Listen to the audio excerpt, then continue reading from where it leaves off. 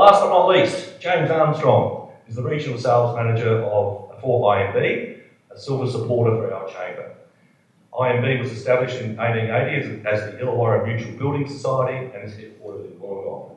We'd like to thank the local branch managers that are here. I think there's Lauren and Lisa's on here. Lauren, and I missed one other one, sorry.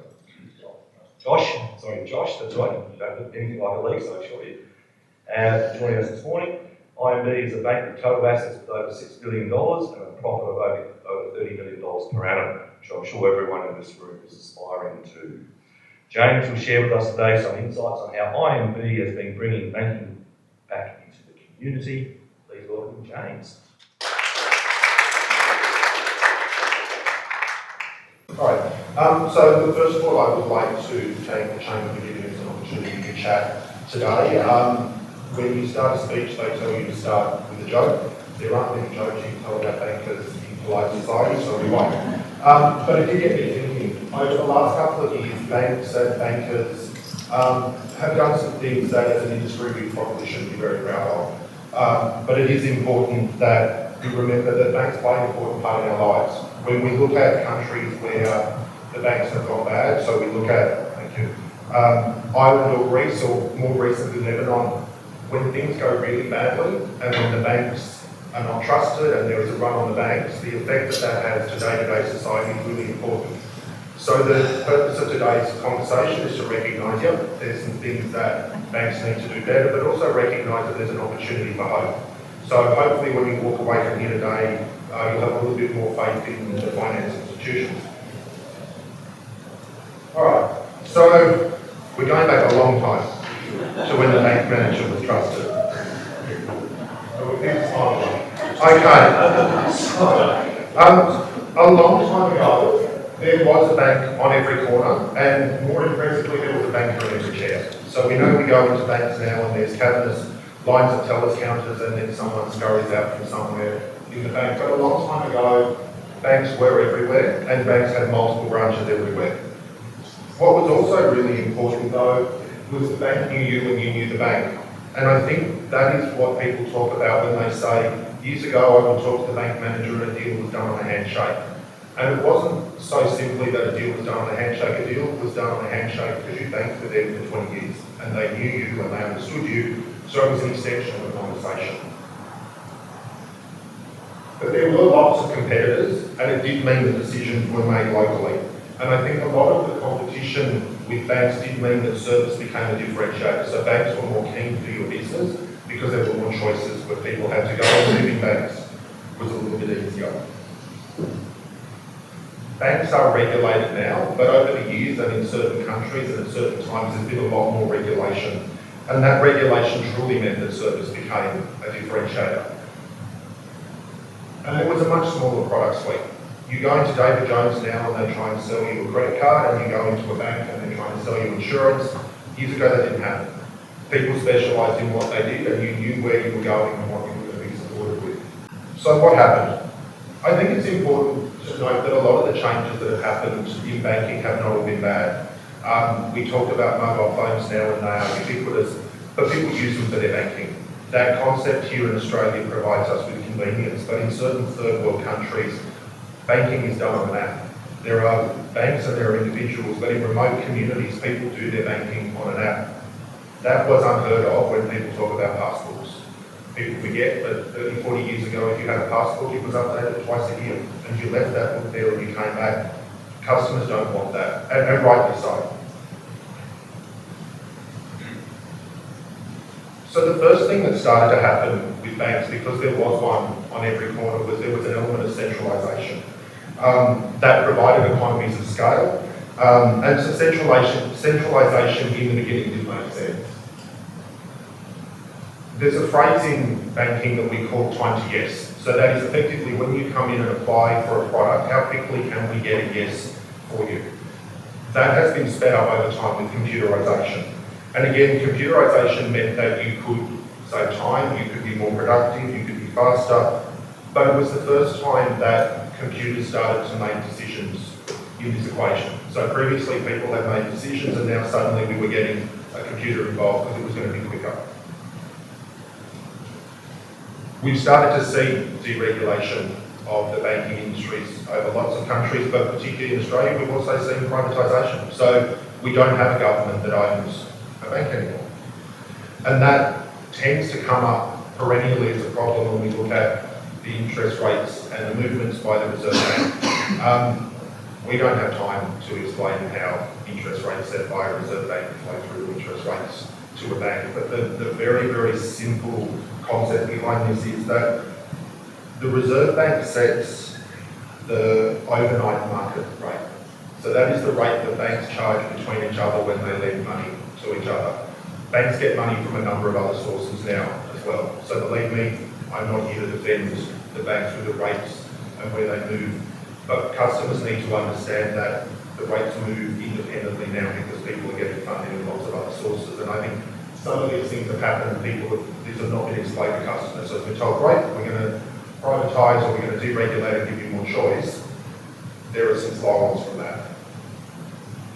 The next big thing that's happened as well is globalisation.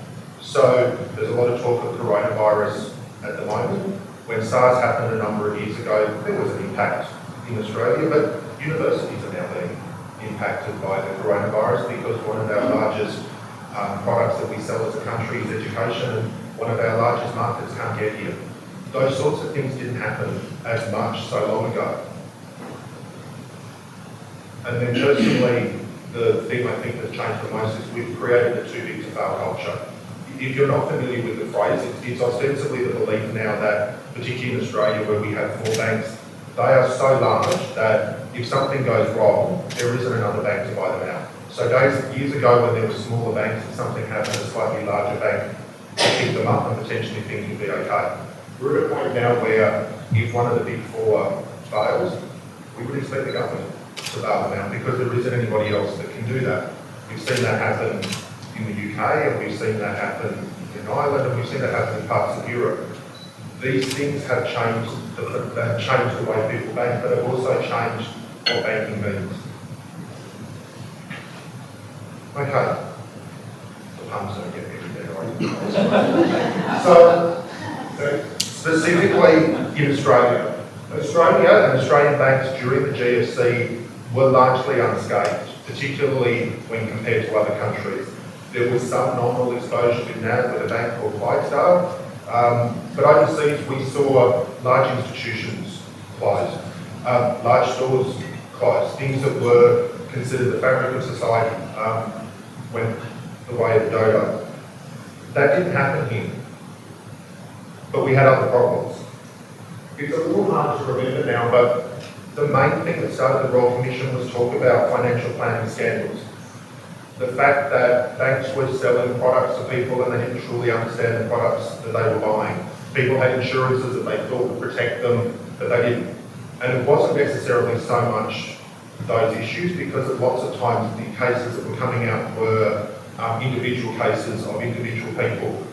The thing that started to scare people was that there seemed to be a willingness within institutions to cover these things up.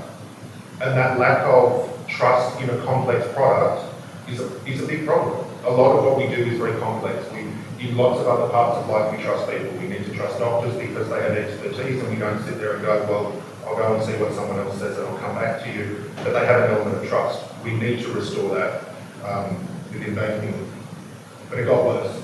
We then got to the Royal Commission and we started to hear things come out, and it was something that reminded us of what we already knew. The big 4 banks are private enterprises, so the decisions that they make are based on profits. They're based on people too, but there is an element of the fact that these banks turn a profit because they have shareholders. The argument at times that come up is, if you get gouged by the bank in a roundabout way, it's okay because you own super owns shares in banks, the money comes back to you. As a result of all of that, though, we've seen regulation, and I think the opportunity now is to make sure that that regulation flows through. We're told that a lot of it will go through this year in Parliament, but only small sections have currently gone through. All right. The shameless promotion.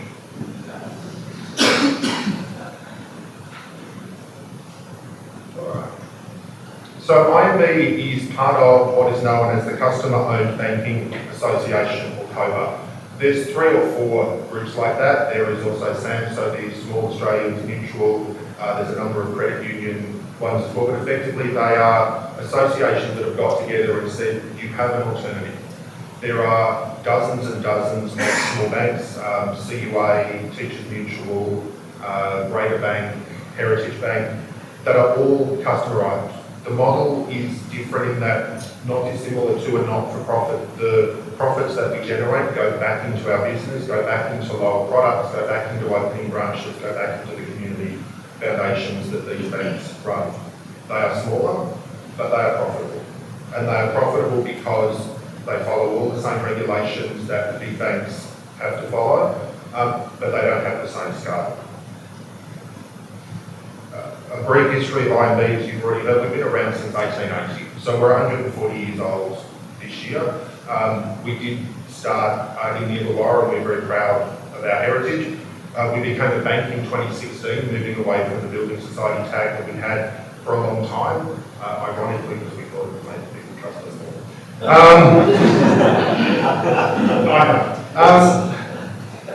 Our history in the Shire dates back to 1971, and every time I say this I get this wrong, so I'm going to say it slowly. We started off as the Australian Atomic Energy Employees Credit Union. Yes, down at Armstrong. And that was through the credit union that subsequently went on to become Sutherland Credit Union, who merged with us in 2016. But looking forward, today we're a growing business. So we know that our competitors are closing branches. We've opened 2 in the last 2 years. So we've opened one at Menai and we've opened one at Rouse Hill. Our branch managers are our lenders as well. So we're back to a day where you walk into the branch and if you need to do day-to-day banking, absolutely you do that in the branch. But if you need to then borrow funds as well, you do that with the person who sits leading the branch. We have 6 branches in the Shire. So Cronulla, Engadine, Sutherland, Menai, Sylvania and Miranda. We've recently introduced small banking hubs. So we've realised that small businesses need an additional level of expertise and we want to put it back into the branch. So instead of having specialist business teams that sit separately, our small business branches are based with a manager who also does business lending. So we have prepared 2 today earlier, Josh and Lauren. Okay, Alexa's here in spirit. Are here today, so Menai and Miranda and Sutherland are those small branches. If you have small business needs, you can go into any of our branches and we'll help you, but if you want to have a conversation that is more in depth, you can do that with our specialist branches. We have local employees, so our call centre is based in Wollongong, and our assessors are based in Wollongong. So we use computers as part of the processes that we have with lending, but there are also human interactions. So back to the days of decisions being made by people. Responsible lending is really important in what we do, and conversations around how this benefits the customers they have. So this is not something that's not taken seriously, but if something doesn't fit in a box, at IMB we can have a conversation with someone and still see if we can help you. We run a trainee program. So each year we bring in people straight out of high school, we give them an opportunity to get an education and hopefully start a career with us. Pleasingly in Sydney, those people choose to stay on with us, and over time some of them have made their way up to branch manager. And we have an artist. A little bit unusual for a bank, but we have an artist who goes out to local schools. So our artist in residency program recognises that a lot of schools don't have access to a lot of the art supplies and the art skills that they would like. So we have an artist who was a former banker. What happens when bankers walk away. But again, this is a service that if you're interested in, if you contact one of the local branch managers and you want to find out about how we can participate in your school, we're really happy to do it. And then lastly, the Community Foundation. So it's 20 years old this year and has donated $10 million to over 700 small local groups. Specifically within the Shire, probably one of the ones I'm most proud of was our support last year of the Little Blue Dinosaur. So if you park in Menai Marketplace or you go down to Cronulla Beach or you cross Westfield at the Kingsway where the coffee shops are, you'll see little signs that talk about the fact that when you cross a road with a kid, make sure that you're supporting them, hold their hand, help them across the road. It was a foundation that was started when 2 parents lost their child over summertime. Summertime, kids are out and about more. There's a lot of risk, I guess, to that. It's a small group. What makes the foundation different is, as part of my job and the branch manager's job, we got to meet them. We got to understand what they wanted to do, and we got to make a decision around whether or not they would get funding. We funded the RFS at Heathcote, Engadine and Sandy Point, but there's a whole bunch of information on our website, and most importantly, applications close at the end of the month. So if you are interested, again, please talk to us, but go online. The people that we participate with do some amazing things, and we're really proud of that association. So take an opportunity if you're part of another group and you want some funding. So long as they give you money for nothing, take it. All right, so to wrap it up.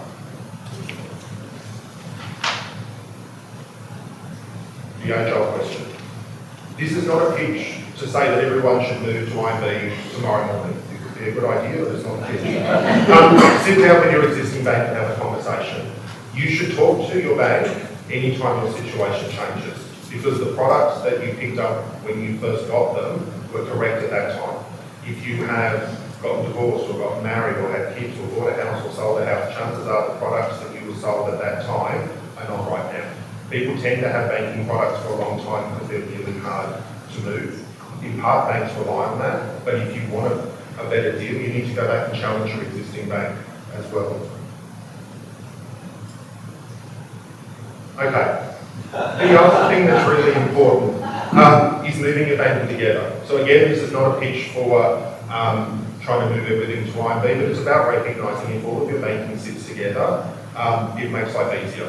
What tends to happen is people move bits of banking around because they're easy to move, and it's a situation where, well, this has a great rate and this has a great product and I really like this. All of that time until something goes wrong. We've seen where recently CommBank had issues with getting the pays out on time, so people didn't get money into their account on time, and they have transactional banking with CommBank and they have lending somewhere else. Which bank is the bank that's responsible for fixing the problem? Which bank has less interest in it? Studies show over time people that have all their banking together tend to have a better relationship with their bank, but also tend to think that they are more respected by their bank. And the simple reason for that is your bank just understands you better. If you do all your banking together and you need more money, you can get back to that day of deals done on a handshake because the bank knows you. There's still paperwork. We love paperwork. But it's a much quicker conversation. So I think, hopefully, today, the intention is to remind you that there are lots of things that are wrong with banking, but I think the key thing to understand is that banking is a symbiotic relationship. So as much as banks need you, you need a bank. So don't feel concerned about having a conversation or putting your bank on the spot or requesting that they do you a better deal. 9 times out of 10,